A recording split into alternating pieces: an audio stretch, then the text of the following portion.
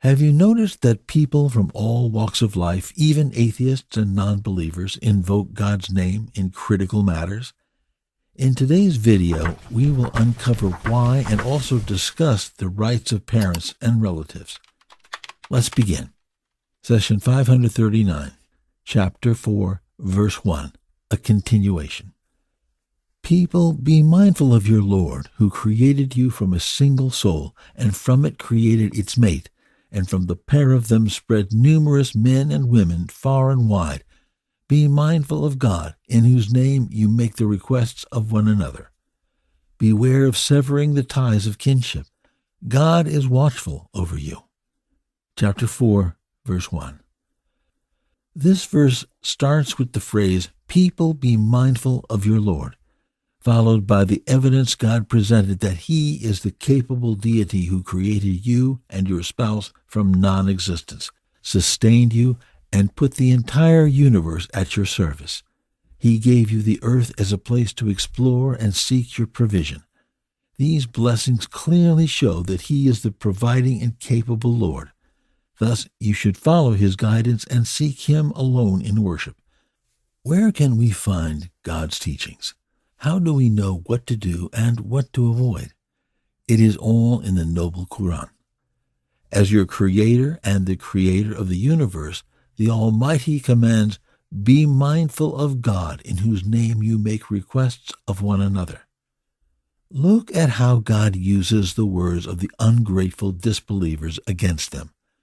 Even though the disbelievers deny the Lord and His prophets and have been doing so for centuries, their innate nature acknowledges Allah as the Creator. When someone wants something important from a friend or to ensure a job is done right, they often say, by God, please do this for me, or for God's sake, do not mess this up.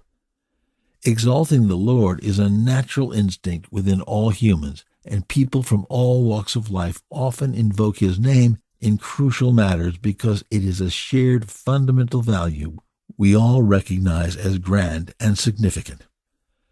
Another power people often raise in vital matters is that of kinship.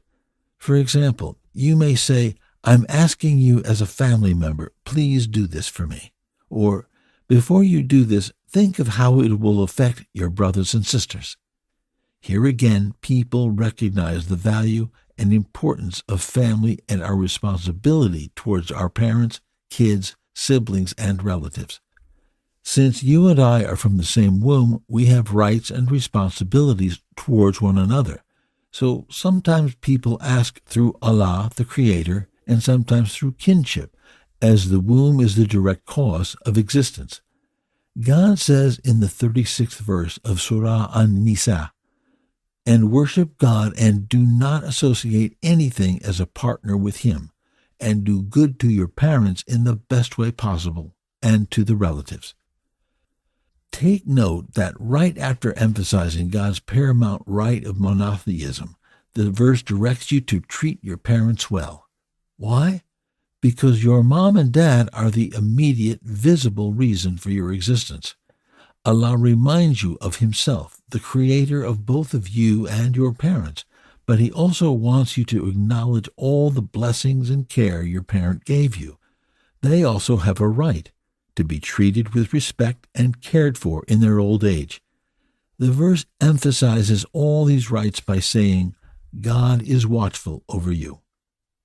The word watchful is translated from the Arabic raqib, from the root raqaba, which means to observe. It can also be translated as guardian or overseer.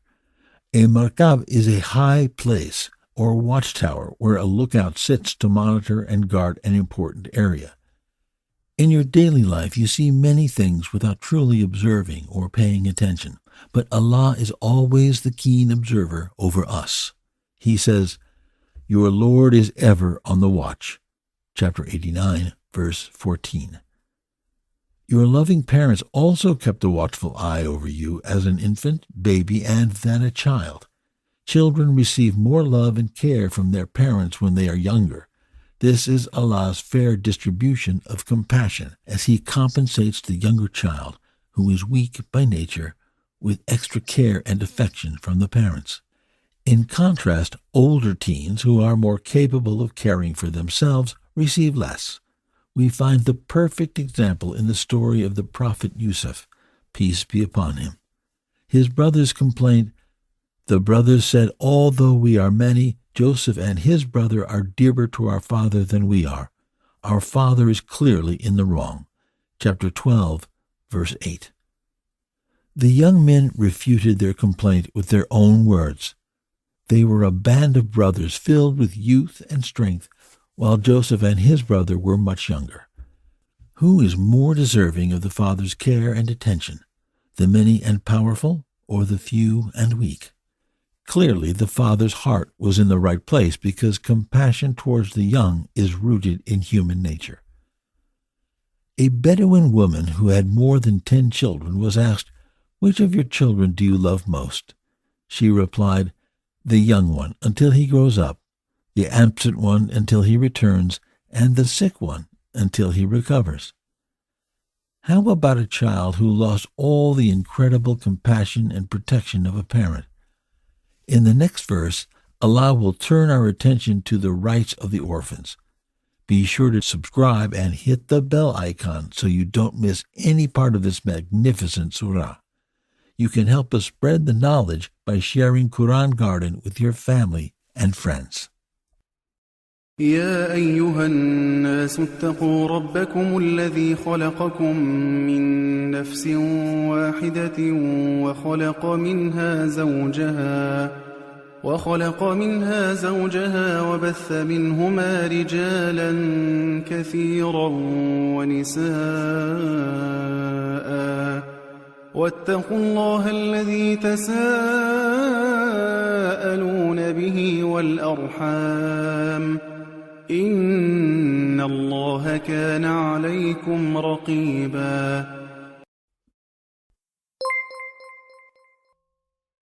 The Prophet, peace be upon him, said, "Convey my teachings to the people, even if it is only a single verse." Please take a moment to subscribe and to share with your family and friends. Visit us at www.qurangarden.com.